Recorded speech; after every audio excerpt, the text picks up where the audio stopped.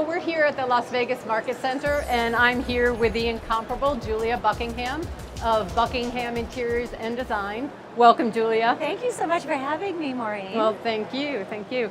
So we're here to talk a little bit about trends, a little bit about some of the stuff you were doing, but first let's talk about trends. In our idea book, which we have here at the Las Vegas Market. Which is a fantastic read, by the way.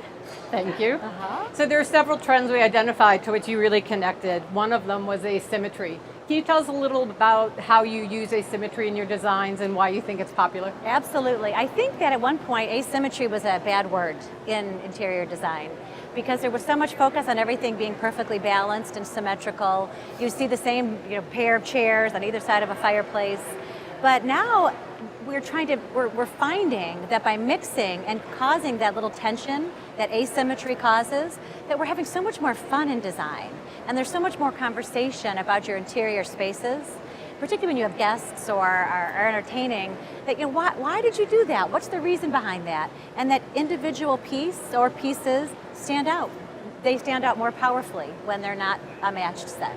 So how much asymmetry would you recommend, like in a room? Is it one statement piece or more than that? Well, I have to confess that I might not be the typical interior designer, but I find that mixing things that are asymmetrical and incongruous is so much more interesting, and there's no boundaries when it comes to that within a space.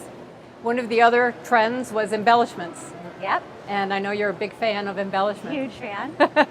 So tell me about some of your more favorite ones that you're seeing in design now that are catching your eye. Well, I think my history began in the fashion industry. I worked with Neiman Marcus for many years. And so the idea of fashion melding into interiors has, for me, been a product of my design work for as long as I can remember. I mean, just think of Valentino rock studs and all the embellishments we're seeing on shoes and handbags. Well, all of that is making a complete jump into the interior design world. And if something doesn't have a little bit of a bling or a little bit of a crystal or a special fringe or tape trim, then it sort of looks a little boring. And lastly, I know you have a new book out, published in April, Modernique. Thank you. Thank you.